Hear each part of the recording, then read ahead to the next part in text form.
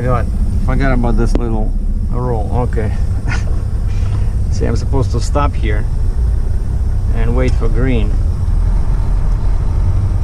I guess they reset the scale or something.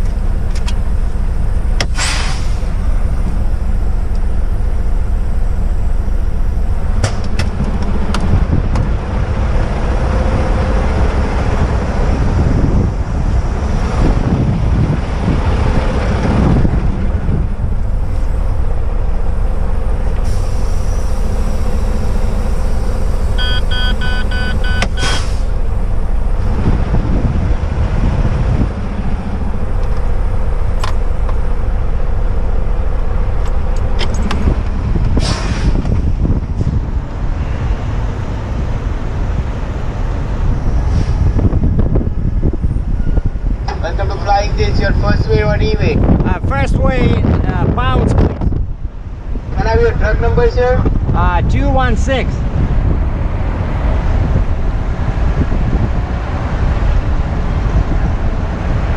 Okay, sir. Pull up and come inside. Thank you. Thanks. Yeah, pull up. Where do I pull up here?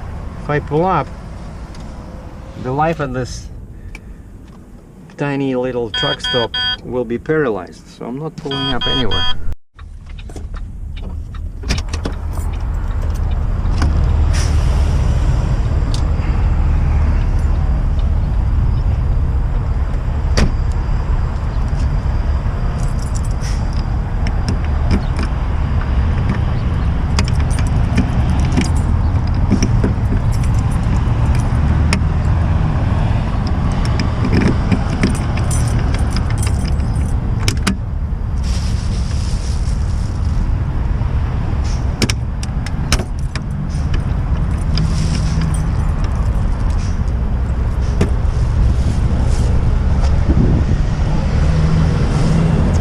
See, the guy was loading, bent this ramp over here.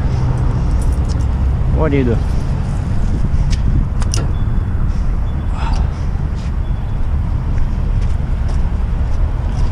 So I got, what is this? 328D compact radius.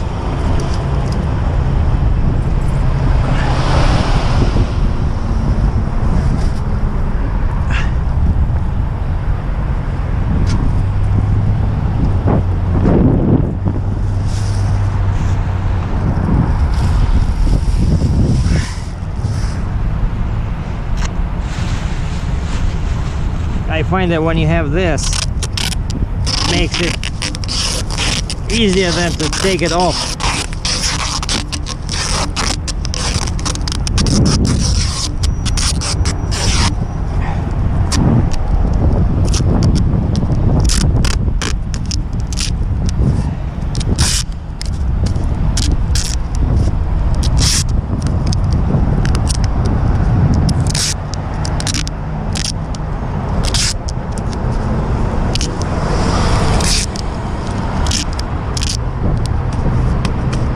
Beautiful.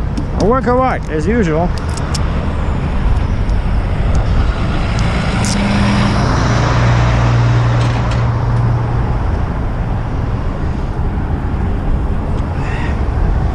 Alright, heading to an auction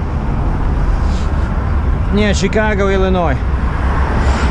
So it's a used machine. I was trying to find it on I see it's a compact radius, so which makes it very good when you work in tight spaces, because when this thing turns, it does not go over the tracks.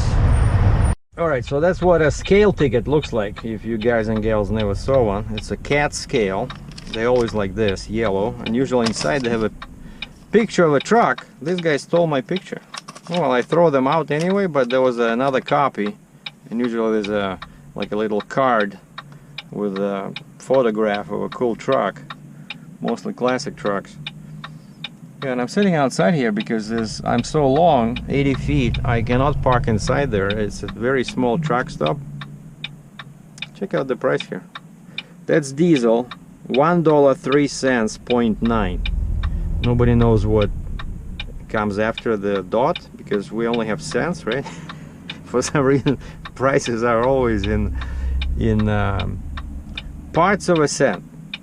So just make it 103 or 104 and just be done with it, right?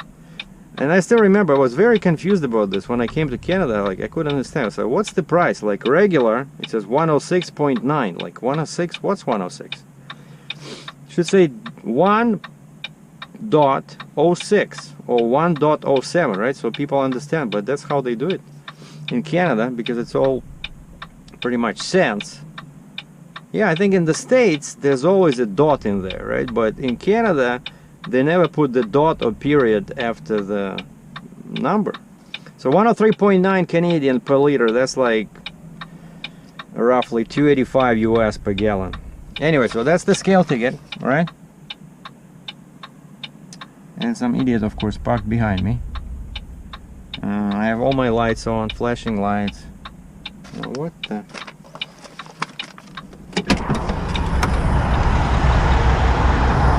I don't know, maybe he just decided to park as well. Anyway, so that's my weight over here. It's hard to see, but it's my gross is 127,240. 127,240. 127,240. Come on, where's my calculator? 127,240 minus 49,020. That's my empty weight with 8 axles. So that's it, 78. 78.2. I knew it. The shipper said, like the company who hired us said it was 87,000. That's why I brought the 8th axle. So maybe I'm mistaken. No, 127,240. So only 78,000 pounds. Not even 80, right? So pretty light. You can just do it with a 40 ton trailer. All right, so now I'm just gonna have a snack. Just talked to my boss. They said, yeah, I can head to the border, and I'm having this Canadian version of that Quest Muscle Tech, right? People are like, what are you guys, blind? How many lights do you need to understand the guy is parked? There's nowhere to park. So what do? You put your flashes on and you hope for people to be... Oh, that's an interesting trailer. Scissor neck. That red one, probably far to see. Another guy. Alright, I'll have to leave soon because there'll be some kind of a revolution over here. So yeah, that's a scissor neck, so he can drop that and the neck goes like forward and turns into a flat surface. Very cool. They use them in oil fields in Alberta. Okay, so what's the average reaction time of a Canadian driver when he sees flashing lights? I would say 10 minutes.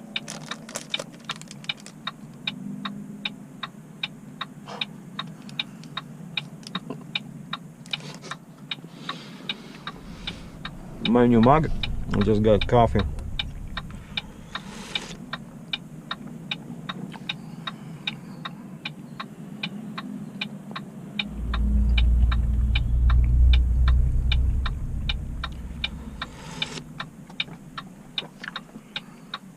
And today, oh, I just want to say, I'm 10 feet 7 inches wide, very narrow tracks.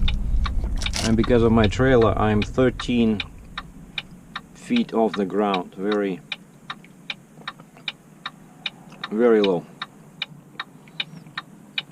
Okay, the next stop is duty free in sunny Ontario.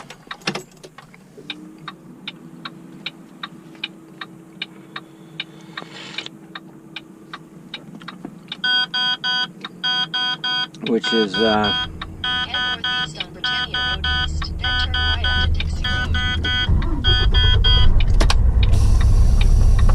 which is Destination at 11:38 a.m. 2.5 hours away.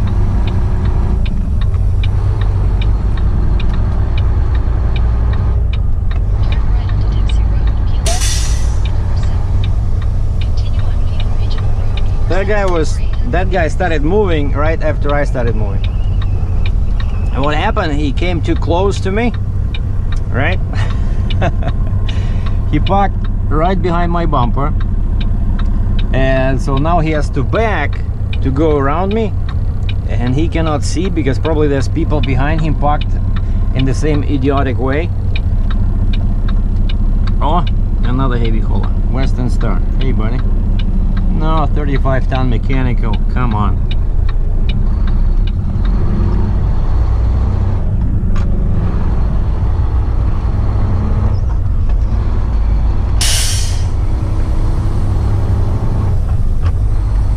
I have to go very wide because of my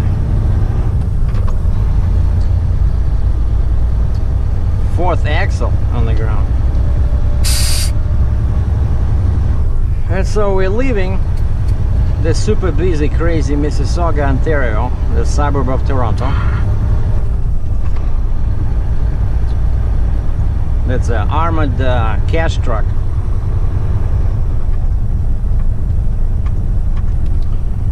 Time now is 9:09 a.m. So yeah, I got up at 4:30 because they were changing the time. They wanted me to first yesterday around 12 o'clock. They said, yeah, pick up tomorrow morning, which is today.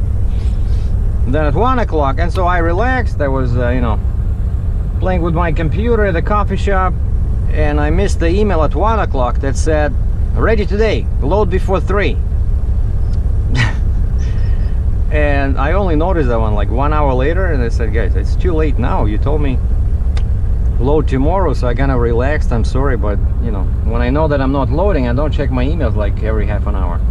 And I found that the volume was low on my phone, and so I did not hear it. Look at this guy. He still has the front on the radiator. 10 degrees Celsius, which is 32 plus 18, 50 F.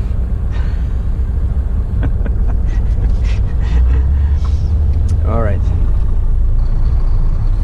Well, that's a new Pete.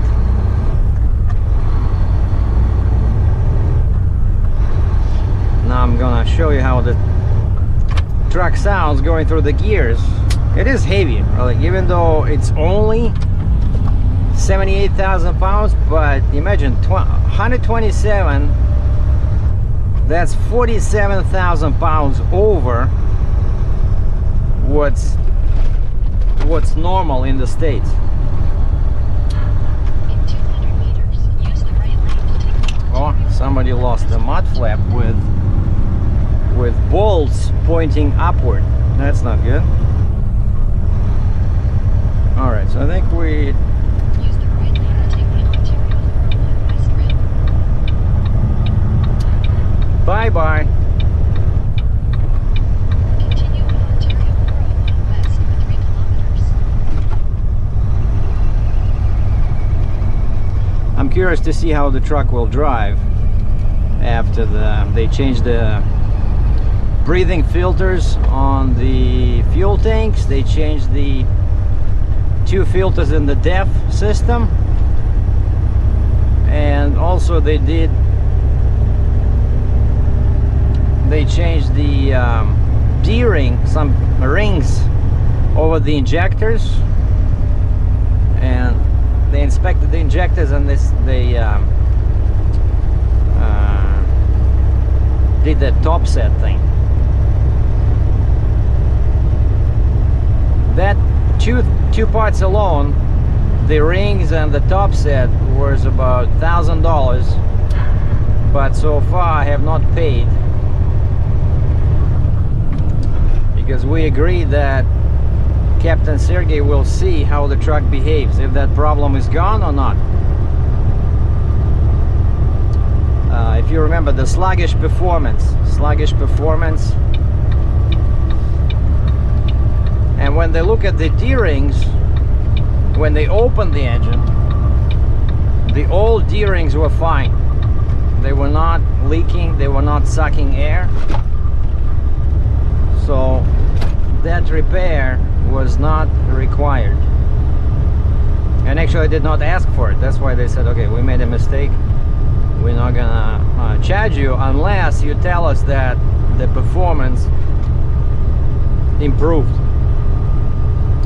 And I said, okay, let me take the truck for a spin with the load and I will let you know. Now, I'm a fair guy. If I do see a difference, I'll pay for at least for part of this repair, because it is expensive. So, but you see, now my load is 100% on the throttle. Speed is 51 miles per hour, and it's only a slight hill. In 600 meters, keep along all sides of the interior. I think it can do better, and I'm in top gear.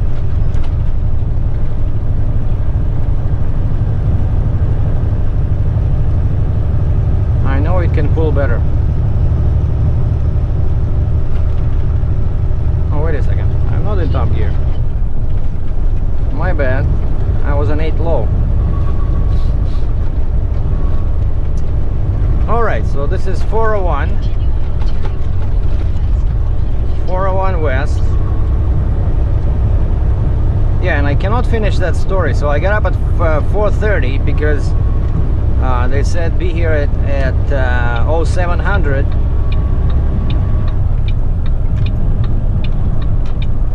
I hate when they do this.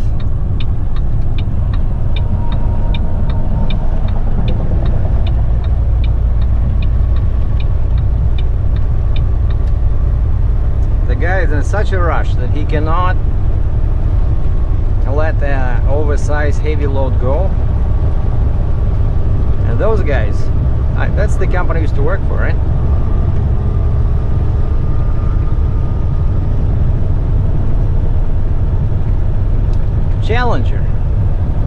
Challenger Motor Freight, but it does not matter. If you see a company truck with a company trailer, that means there's a company guy behind the wheel. And we are two different classes of drivers, owner-operators and company drivers. We view things differently, we drive differently, and generally we don't like each other. Yeah, something's happening on the bridge. I can see the toll booths over there. In maybe like half a kilometer, 400 meters, and we've been driving like this for the past 20 minutes. And you can see my GPS, so our tablet shows plus 24 and everything is red. So that blue arrow, that's me. See? Whole thing, that's the Peace Bridge. And the lineup behind me is probably like 10 kilometers, 5 miles.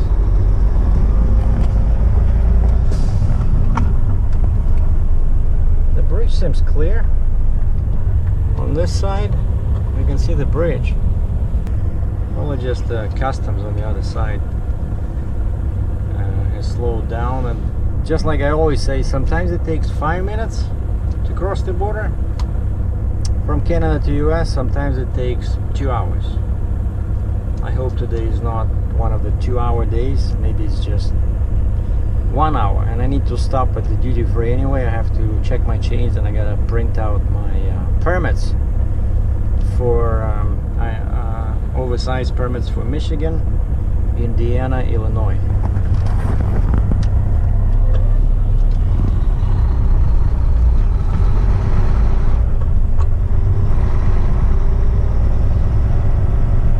Nobody on the bridge. I don't know why they're not letting people in.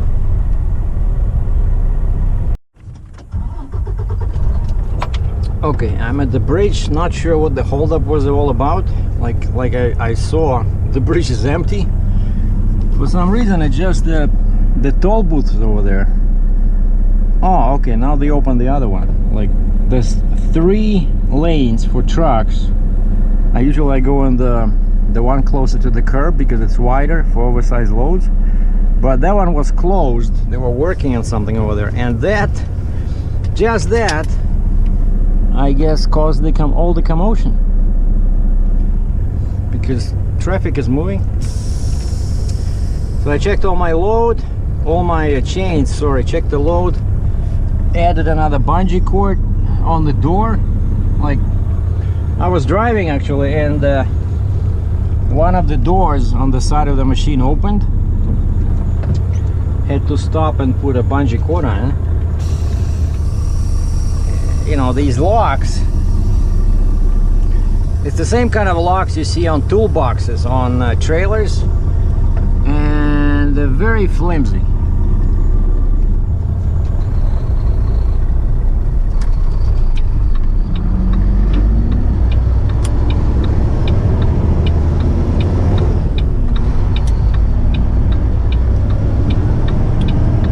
They didn't charge me too much. Normally they can charge you a premium when you oversize, but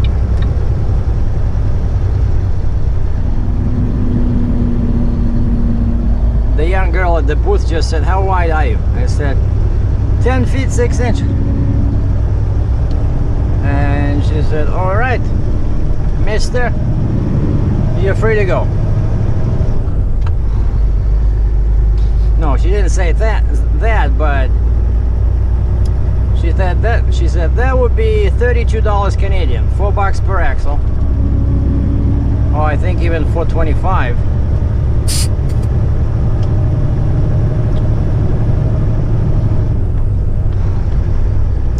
Now this bridge, I don't know, what's the degree in here? 60%?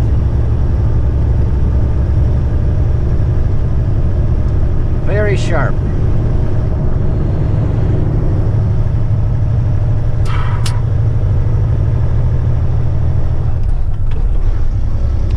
So I'm 127,000 pounds. I got all my axles down, all my lights on.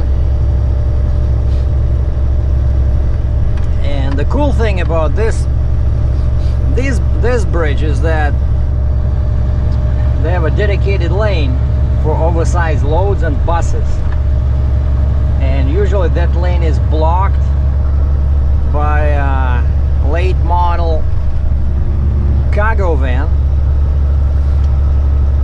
and you just go in there, park in front of that van and wait, and then sooner or later, and of course you have your light.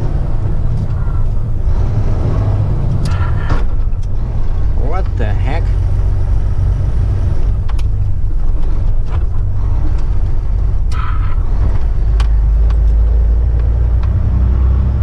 Come on, Mac.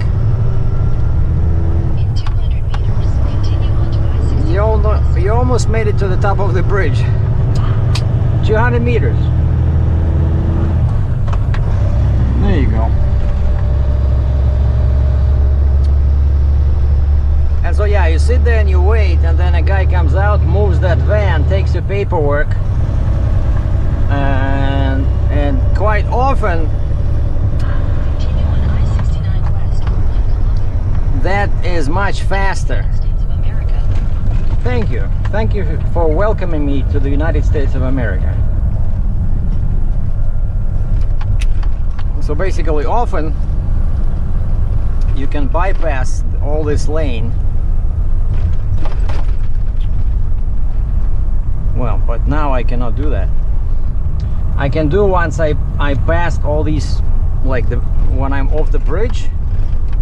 At the very end there, I can go. I can see the van already parked in there, but I cannot go right now because I gotta follow the overhead signs. And this lane says trucks.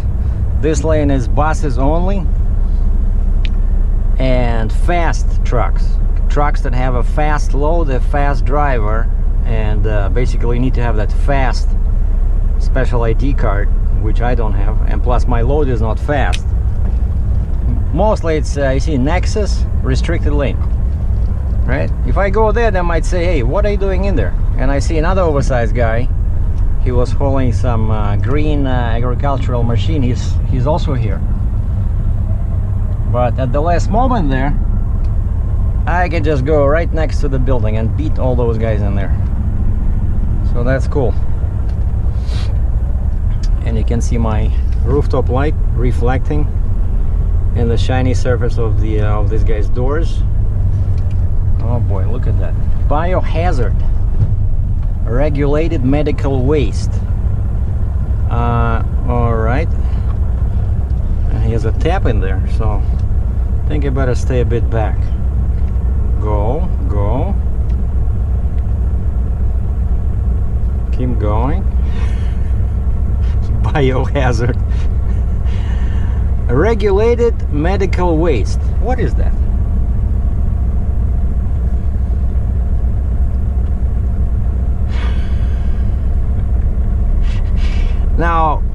Now I would not object if somebody cuts in front of me. You know, like some guys, they go in this lane to beat everybody, but they're not fast, so they're not supposed to be there. And then in the last possible moment, they jump in here. So I need one of those guys to block me from this biohazard guy. Uh-oh, danger, danger, biohazard, approaching, restricted area. Uh-oh.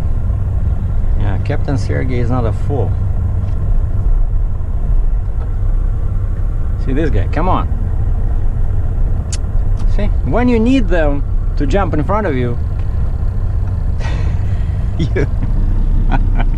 you cannot find anybody.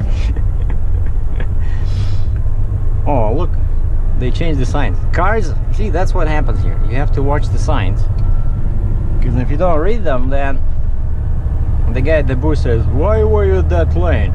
Didn't you read the sign? And also what they do sometimes, you know, you sit in there in front of that lane and everything is cool, and you're not paying attention to the tiny light in there. There's like a green and a red, and the guy in front of you goes in, and then you don't notice that that tiny little light changes from green to red, meaning that the lane is closed. And happened to me a couple of times. I pull up and the guy opens the window and he says, what are you doing? I said, excuse me, sir, I'm trying to cross the border. Didn't you see the light? I said, what light? The light was red. You should look at the signs and lights. And I think that one time I said, there's no light. The light is out. The guy came out, looked at the light, said, oh yeah, okay, you're right. But if it's not green, you're not supposed to go. I said, okay, I'm sorry, sir. Next time I'll pay attention. But those, sometimes they're hard to see. Yeah, but over here, let's say they say trucks only, and then right underneath on the bricks, there's a light, I think. Like all crossings are different, but basically you're gonna be very careful and move your head, look at sides, I mean at signs and lights.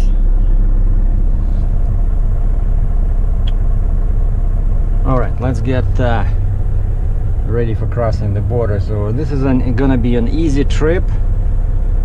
You see, that's my destination. I programmed a truck stop near Chicago, 594 kilometers, which is what, 600 kilometers, so roughly 360 miles. Because 100 kilometers is 1 hour, or you can do 60 miles in 1 hour, right? But I don't think I'll make it today. Yeah, see, it says 7:13 because now time is, oh wow, now it's almost 2 o'clock and I'm still not past the border. It's gonna get dark at 7. In Michigan, I think it's half an hour after, right? Yeah, I'll probably end up somewhere near a Walmart at the end of Michigan, I think. Oh look, oversized guys, oversized, 2-axle Jeep, 4-axle trailer. That's good.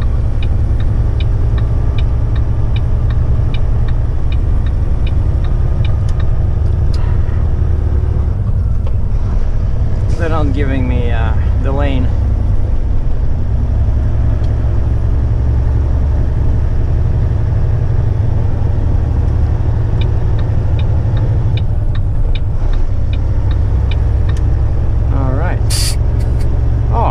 Biohazard guy.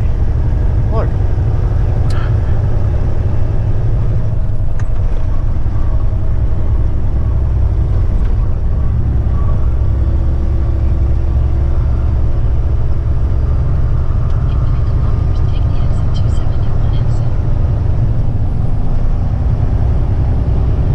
Okay, Michigan. So what do we know about Michigan?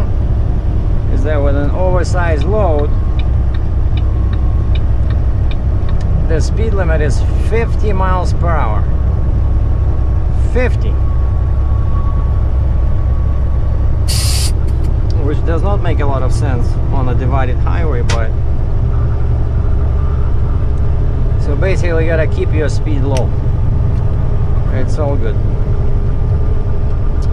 So this is I-69.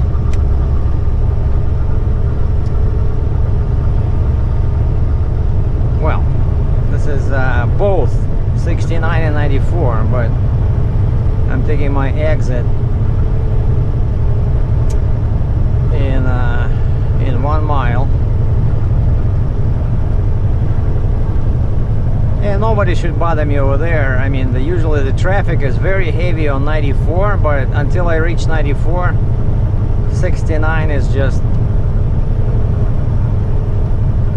you know, relaxing drive. Oh, look at this, another oversized. And they all have something to do with air conditioning on them.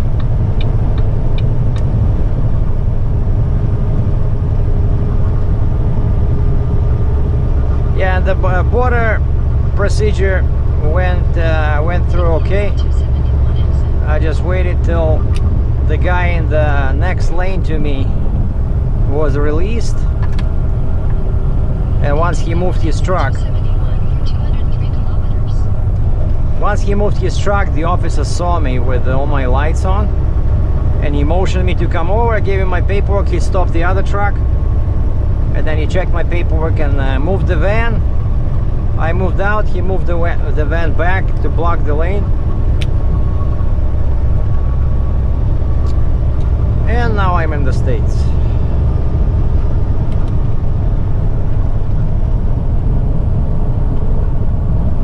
So 6 hours to my truck stop, but since now it's 2, like I said, okay, so 2 hours to Lansing, a short break there, 3, 4. Yeah, I'll just probably make it to Benton Harbor or something. Benton Harbor, or just close to Michigan-Indiana border. So anyway, that's the plan for today. So I'm going to an auction, so chances are I will be unloading this machine myself. So we'll do the unloading vid tomorrow. So thanks for watching. 127,000 gross, heading west.